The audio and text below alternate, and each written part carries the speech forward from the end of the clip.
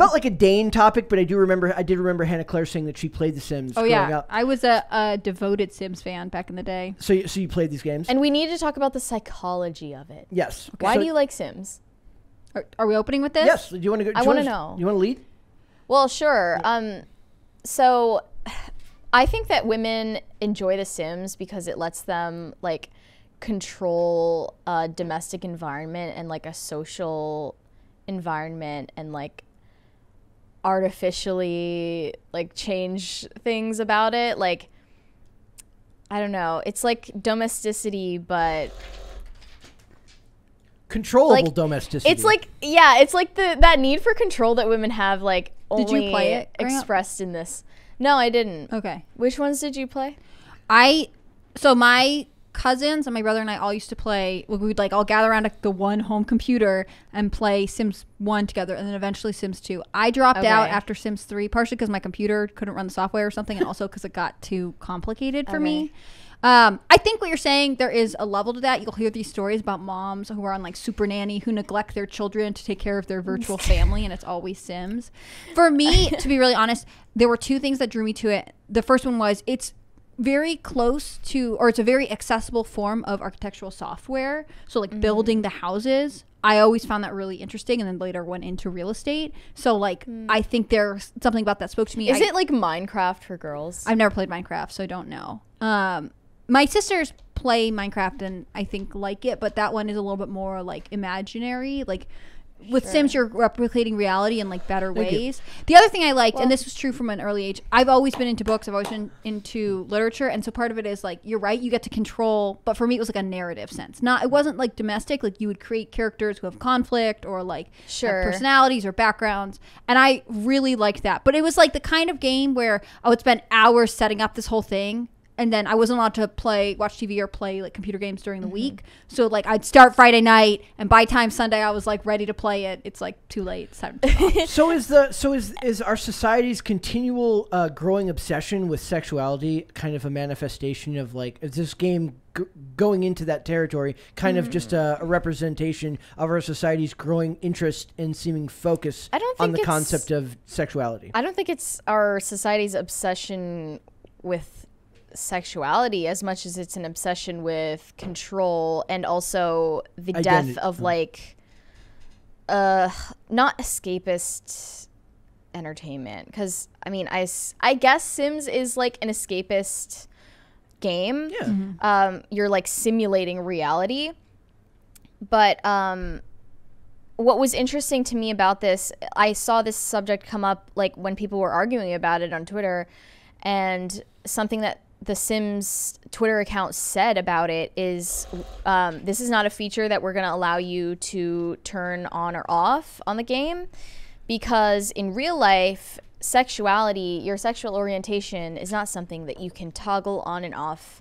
It's something that you have to live with in your lived experience. I think they had to like really craft PR message around that to be like, of course, sexuality isn't something you choose, except in this game when you choose it. But yeah, and of course, like you can't opt out. And the obvious problem with that is that the whole point of The Sims is that you have complete control over everything, and none of your actions like have consequences. You can like burn down your house and it doesn't actually matter, and it has nothing to do with your lived experience. They love that term. So they love the term, and it's all for fun and not about your identity or who you actually are in real life. So I think it's like very obviously a virtue signal. I think it's part of this ongoing campaign to be like, we're normalizing something that's already normal. We just don't acknowledge it as normal. I wrote this article for the site today about a fashion designer and his actor husband had their children who were born via surrogate baptized in the Greek Orthodox Church, and there's some conflict there. But they didn't, because it was surrogacy. What was his name? His name's Peter Dundas, I think. He's dressed like a bunch of people. Yes, Dundas. I was writing about him for the surrogacy article. Yeah, so I covered. Super weird. Yeah, he's interesting, and you probably read his comments on Vogue after his son was born. Yeah. The Greek Orthodox Church doesn't recognize same-sex marriage or like partnerships, and it's also not like same-sex marriage isn't legally recognized in Greece, and so they did this private ceremony in Greece because one of the two, the husband is of Greek descent, and they're like, we're incorporating Greek Orthodox tradition to our kids' lives. And they said specifically, like, they live in LA because it's normal to see couples, same-sex couples with small children who were born via surrogacy. They talk about how this should be normal. It should be normal for kids to receive blessings in this church, even if they're from, you know, same-sex parental families. I think that's like, when you sent me this article, I wrote it this morning, and then I saw this after.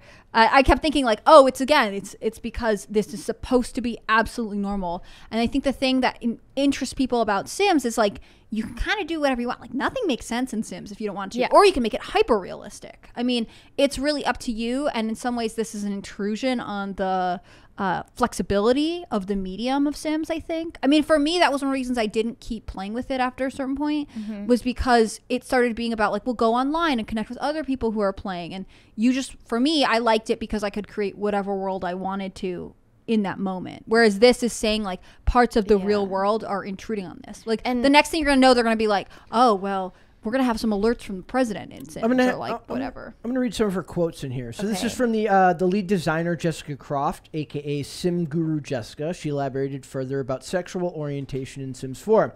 As a team, we hold creativity, discovery, inclusivity, and play as core values and strive every day to celebrate diversity, equity, and inclusion for our people and community. Croft opened with that in mind, we're delighted to bring the sexual orientation feature to all Simmers. She continued, between this update and the recent pronouns update, did anybody see that Lil Uzi Vert updated his pronouns to they, them? I did see that. I wasn't surprised. I mean, you implanted a diamond in your forehead. You very clearly want to be unique. I love his music. At what point does the they, them pronoun stop being unique, though? I love their music. But way to keep up. I screwed up. Sorry about that. She continued, between this update and the recent pronouns update, we're taking several strides forward in becoming into being a game that respects and celebrates the nuance and color of everyday life. It's important to acknowledge that these are steps in a journey that we are still mapping out. The game's design the game's design lead prefaced by adding, there is much further to go, and while I can't get into the details of where exactly we go next, please know that we are committed to continuing to improve our representation of the LGBTQIA+ community. She further explained authenticity is a point that often comes up in regards to features like this, and rightly so. As such, I'll try to peel the curtain back a bit and speak on to our efforts to make sure we got this right. Many members of our team, including myself included, are part of the LGBTQIA+ community. She revealed, that said, each one of us on the team represents only a narrow slice of lived experience. So I need to ask, like, when is far enough that you've officially reached every life experienced is officially represented, unless you literally hire every single life that's ever played a game to work on the game? If you wanted your actual lived experience to be represented in Sims 4, first of all, you've got bigger issues, but you should go to a music festival. Get out of your house. Yeah, that was not a movie. Like never the point of the game. The point was actually the opposite, is that it's not representative of your actual life or who you are or what you are. And like, also I want to point out that there's not an internal consistency of what they're saying, because you can choose exactly how your character looks, which has nothing to do with how you look, including race. Well, they would actually, and a lot of people would. I remember when the player for one of the, like, some game got in trouble for putting dreads or cornrows in their hair, and they said that she shouldn't do that because the person who played the character was not African American. And they said that was cultural appropriation. That's a thing. But that the character was white, she was white. That she was white and gave her white character cornrows. And basically the idea was that, they did the same thing with Adele. But if she had a black character and gave it dreadlocks, but she was white, would that be cool? Where does it end? I'm just curious. I have no idea. That's because that's digital blackface. Yeah, that's what I would think. Have you heard of it? That's been said before too. Trust me. There's no limit to the. There's also, this is all very much a grift. Doesn't this make you want to stay at home and not interact with anyone ever? Yes. There's just like it does. So we're getting so self-referential. Like the amount of self-awareness, but at the same time, like, lacking it is like maddening. So he says, as such, we've worked extensively with GLAD and It Gets Better in the It Gets Better project to ensure that we've captured the widest possible range of viewpoints. The same thing as with COVID is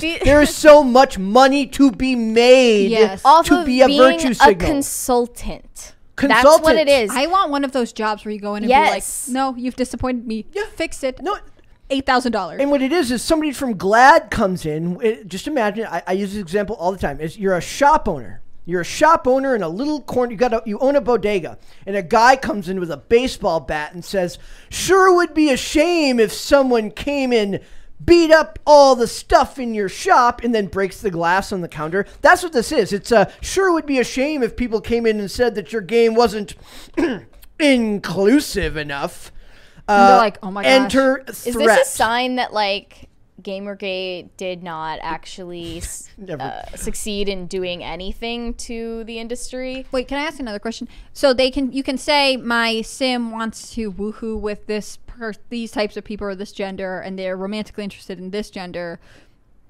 Number one, can you set those so they're opposite, just to make your sim desperately confused? Also, does this mean that we're going to be able to have transgender sims? Are we about to get to can your sim change its identity? There is it doesn't allow you to exit the binary in this. They talk about that. They actually address that point in here. She says, let's see if we can get down. Can you elect to have a transgender sim? She says, regarding whom players' sims are attracted to, Croft declares, this is a simple affirmative statement, elaborating if a sim whose gender doesn't match your sim's attraction settings attempts a romantic interaction with your sim, they will be rejected. Well, that sounds very rude, and maybe you should stop being. That sounds like maybe gay or straight panic in the real world. You can check any combination of attraction boxes, including all or none, to reflect your sim's romantic orientation. Further down the line, we'll be able to expand this to include additional gender identities that we don't have at this time. I understand that there will be concerns here around the initial options. It's a no for me. Being gender binary. I understand that there will be concerns here around initial options being gender binary, she admitted. Mechanically, non-binary sims don't exist yet in The Sims 4. She then asserted, while we make great progress in representing non-binary sims with the pronouns update, we acknowledge the pronouns are not the same as gender identity. We recognize that we still have ways to go in this regard. I'll cover that more in the frequently asked questions. I actually I guess if there was a game in which it kind of makes sense to me as somebody who didn't play it, I guess getting bogged down in that type of detail makes more sense here than it does in some fantasy game where your quest is to destroy dragons. Yeah. This makes so much sense because it really is it's like building your own Jane Austen novel, right? It's all about the interpersonal dynamics that you get for this is the appeal. And I think that's interesting, cool, and whatever else, but I don't know. I just feel like they're spending, I can't imagine how much money is going into this effort. And I know someone who feels different would be like, but it's worth the investment. Representation is important. But is this really attracting people to your game? Is this making, did you get a lot of complaints, or were you really held up by GLAD? Upvotes on Reddit and positive comments. I'd love on Twitter. I should have done it before the show, but I want to see what the revenue is. Maybe this is to get back in the headlines to try and attract people back into Sims. Yep. But there are so many other things that Second Life, for instance, is a similar thing. It's not exactly the same, but it's similar. Has and then their culture on Second Life is literally insane. Not safe for work in any way, shape, or form. You can say literally anything and do whatever you want, and there are no consequences. And I assume that is it's the libertarians version of Sims. Yeah, that is kind of the appeal of it. Not that there are a bunch of rules, and what this sounds like is a bunch of rules and mechanics attached to something that nobody even asked for. Yeah. The game's lead then attempted to explain why there were only two options being showcased, declaring, this is a natural question to ask given that we just recently released the pronouns update. I'll try to be very transparent with this one. This is due to technical limitations, she went on. It says that she went on to justify. I like the idea. She's literally pleading with them, don't get me in We trouble. just literally don't know how to do it. As stated above, mechanically, non-binary Sims don't exist yet in The Sims 4. You still have to make a binary gender selection for your Sims at creation, regardless of pronoun settings. She then pleaded, your Sim a mastectomy. She then pleaded, "We hope that we've shown our commitment to improving representation of gender identities with features such as gender customization, which allows you to modify physical frame, clothing preferences, pregnancy, and toilet use options." But remember, she's pleading with them. She's like, "Please do not get me in trouble. Don't flame me online. Don't tell my boss I'm a bigot." I don't understand like why these people think that getting cyberbullied is literally the worst thing that could ever happen to you. I mean, like game developers and really like all of them, TV show producers, movie producers, they all like they're so paranoid. So I don't know where to go with this. I felt like of all the realms of video games and movie and cinema, this felt like it made the most sense to me as to where this type of stuff would end up. It made sense to me in the context of this game, I guess. So. It does make sense to me too. I mean, I can understand why this type of platform where it's a lot about personal choice and customizing all the characters, you know, through their clothing or whatever to be like one of the, I don't remember if it was like 2 or 3, but one of them added in personality. So you could like adjust their personalities. Like, I understand how we got here. It's just this, like, I jumped off this ship a long time ago, partially because I was no longer just like, you know, I lost my interest in it, but also because like, it just starts to be not worth it. Like if you have to be bogged down in like all of the various details, you never end up playing the game. Yep. Yeah, you never get started because you're just constantly customizing. You're having to go through every single little thing and then setting up whatever world. Is it permanent? Can you change it after?